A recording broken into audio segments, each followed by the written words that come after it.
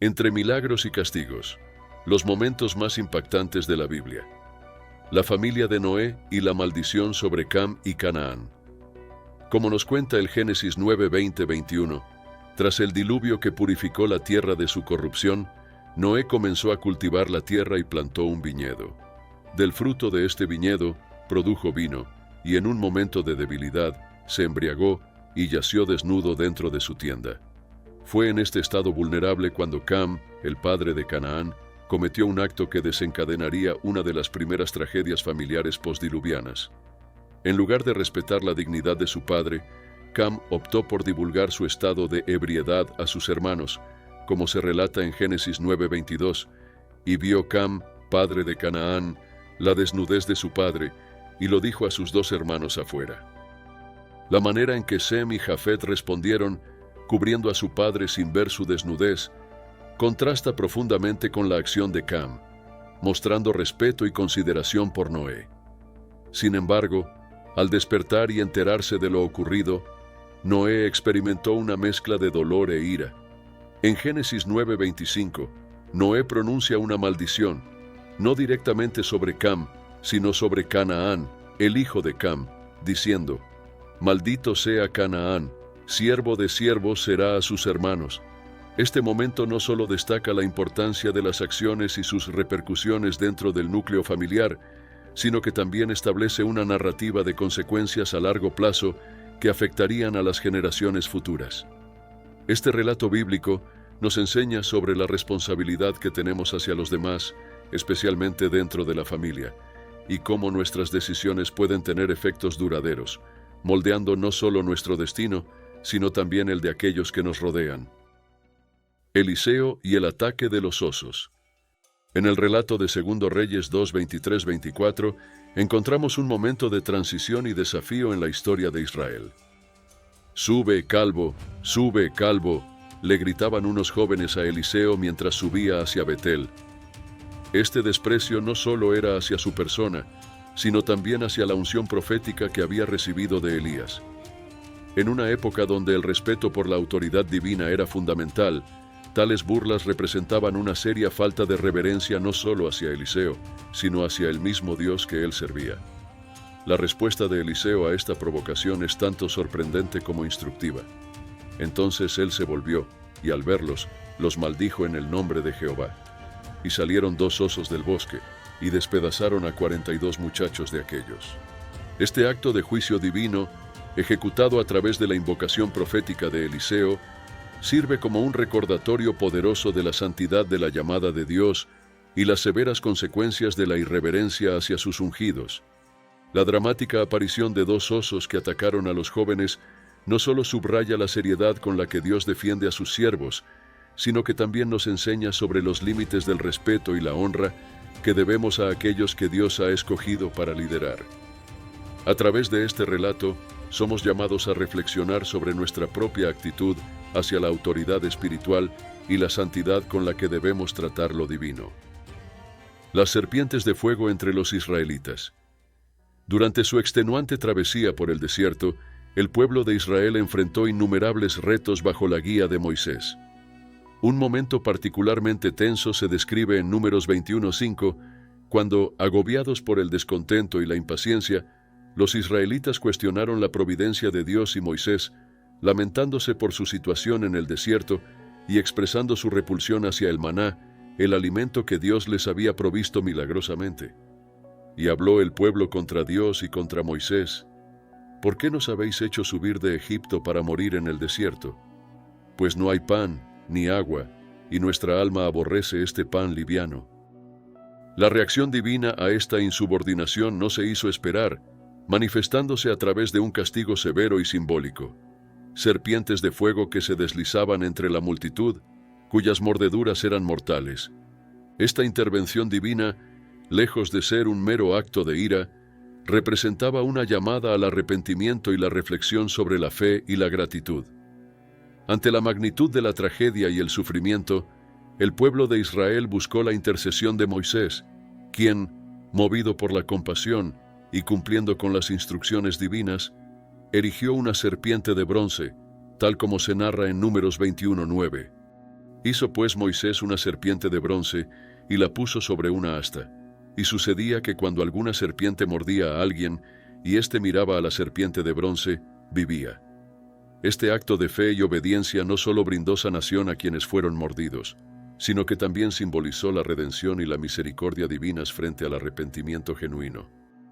La significancia de este símbolo se extiende más allá del Antiguo Testamento, encontrando eco en las palabras de Jesús en el Nuevo Testamento, específicamente en Juan 3:14, donde él mismo establece un paralelo entre la serpiente levantada por Moisés y su propia crucifixión. Y como Moisés levantó la serpiente en el desierto, así es necesario que el Hijo del Hombre sea levantado. Esta analogía no solo refuerza la continuidad de la salvación a través de las Escrituras, sino que también subraya la promesa de vida eterna y redención accesible a toda la humanidad a través de la fe en Cristo. Este relato, cargado de simbolismo y enseñanzas profundas, nos invita a reflexionar sobre la naturaleza de nuestro vínculo con lo divino, la importancia de la gratitud y la fe, y el poder transformador del arrepentimiento sincero. Los filisteos y las afecciones por despreciar el arca. La saga del Arca de la Alianza, detallada en 1 Samuel 5:2, nos lleva a un episodio donde los filisteos, tras una victoria sobre Israel, capturan el arca, símbolo de la presencia inmanente de Dios con su pueblo. Tomaron pues el arca de Dios y la llevaron a la casa de Dagón y la pusieron junto a Dagón, un acto de triunfo que pronto se transformaría en una lección sobre la santidad y el poder divino. El desenlace de este acto de profanación se manifiesta cuando Dagón, la deidad filistea, es encontrado postrado ante el arca, un claro presagio del desagrado divino. Pero las consecuencias no se limitan a un mero simbolismo, se materializan en calamidades tangibles y devastadoras. Y la mano de Jehová se agravó sobre los de Asdod y los destruyó y los hirió con tumores, narra 1 Samuel 5:6, subrayando la severidad con la que Dios protege su santidad y castiga la arrogancia y el desprecio. Con el peso de su sufrimiento haciéndose insostenible y reconociendo la fuente de su aflicción, los filisteos buscan deshacerse del arca, evidenciando un cambio de perspectiva. Y dijeron: ¿qué haremos con el arca de Jehová? Hacednos saber con qué la hemos de enviar a su lugar. Refleja 1 Samuel 5:8, marcando un punto de inflexión en su entendimiento de la divinidad y la santidad. Este episodio no solo destaca la indomable presencia de Dios y su celo por su gloria, sino que también ejemplifica la inevitabilidad de la justicia divina ante la profanación. A través de las tribulaciones de los filisteos con el arca, somos testigos del inquebrantable poder de Dios para proteger y reivindicar su santidad frente a la arrogancia humana, así como de su misericordia, que permite a los hombres reconocer sus errores y buscar la reconciliación. La historia del arca entre los filisteos es un poderoso recordatorio de que la santidad divina no solo demanda respeto, sino que también educa y redime a aquellos dispuestos a aprender de sus desaciertos. La derrota sobrenatural del ejército asirio. La narrativa de 2 Reyes 19:34-35 nos sumerge en uno de los momentos más dramáticos y definitorios de la fe y la soberanía divina en la historia de Israel. Porque yo defenderé a esta ciudad para salvarla, por amor a mí mismo y por amor a David mi siervo, declara el Señor, prometiendo protección divina contra la inminente amenaza asiria. Esta promesa se materializa en un acto de poder sobrenatural sin precedentes, donde aconteció que aquella misma noche salió el ángel de Jehová y mató en el campamento de los asirios a 185,000. Y cuando los demás se levantaron por la mañana, he aquí que todos eran cuerpos muertos. El contexto de este milagro es el asedio de Jerusalén por el ejército asirio, comandado por el rey Sennacherib, quien, confiado en su fuerza militar y desafiante hacia la autoridad de Yahvé, el Dios de Israel, amenazó con arrasar la ciudad y someter a su pueblo. Frente a esta abrumadora amenaza, el rey Ezequías de Judá, demostrando una fe inquebrantable, se postra en oración, suplicando por la intervención divina para preservar la ciudad y a su gente. La respuesta divina a la oración de Ezequías no solo subraya la fidelidad de Dios hacia su pueblo y su compromiso con las promesas hechas a David, sino que también revela su poder absoluto sobre las naciones y su capacidad para intervenir de manera directa en los asuntos humanos en defensa de su soberanía y su pueblo. Este episodio, más allá de ser un relato de salvación milagrosa, sirve como un recordatorio eterno del poder de la fe y la oración. Nos enseña que, sin importar la magnitud del desafío o la potencia del adversario, la confianza en Dios y la sumisión a su voluntad pueden conducir a victorias que parecen imposibles desde una perspectiva humana. La rebelión de Coré y la tierra que devora a los rebeldes.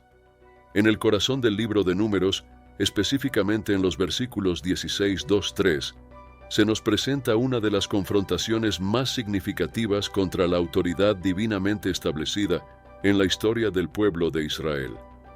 Coré, Datán, Abiram y 250 líderes reconocidos desafían el liderazgo de Moisés y la posición sacerdotal de Aarón, proclamando: «Basta ya de vosotros, porque toda la congregación, todos ellos son santos, y en medio de ellos está Jehová. ¿Por qué pues os levantáis vosotros sobre la congregación de Jehová?». Este desafío no solo pone en cuestión la estructura de liderazgo establecida por Dios, sino que también refleja una comprensión errónea de la santidad y la elección divina. La respuesta a esta rebelión, narrada en Números 16, 32, 33, es dramática y ejemplarizante. «Y la tierra abrió su boca, y los tragó a ellos, y a sus casas, y a todos los hombres que pertenecían a Coré, y a toda su hacienda. Descendieron vivos al Seol, ellos y todo lo que tenían, y la tierra los cubrió, y perecieron de en medio de la congregación». Esta intervención divina no solo pone fin a la rebelión, sino que también sirve como un recordatorio poderoso de la soberanía de Dios sobre su pueblo y la seriedad con la que maneja la rebelión contra sus ordenanzas. La eliminación de Coré y sus seguidores mediante la apertura de la tierra, seguida por un fuego consumidor que aniquila a los que ofrecían incienso en desafío, destaca la importancia de adherirse a la estructura de autoridad que Dios ha establecido. Este evento no solo reafirma el liderazgo de Moisés y Aarón, sino que también establece un precedente sobre las consecuencias de usurpar o cuestionar la voluntad divina. A través de este relato, se nos enseña sobre la obediencia, el respeto y la reverencia que se debe a aquellos escogidos por Dios para guiar. La rebelión de Coré subraya un principio que trasciende el tiempo y la cultura, que la autoridad establecida por Dios, ya sea en el liderazgo espiritual o en la estructura comunitaria, debe ser respetada, no como un acto de sumisión ciega, sino como reconocimiento de la soberanía y la sabiduría divinas en la organización de su pueblo. Gracias por explorar estos misterios divinos con nosotros.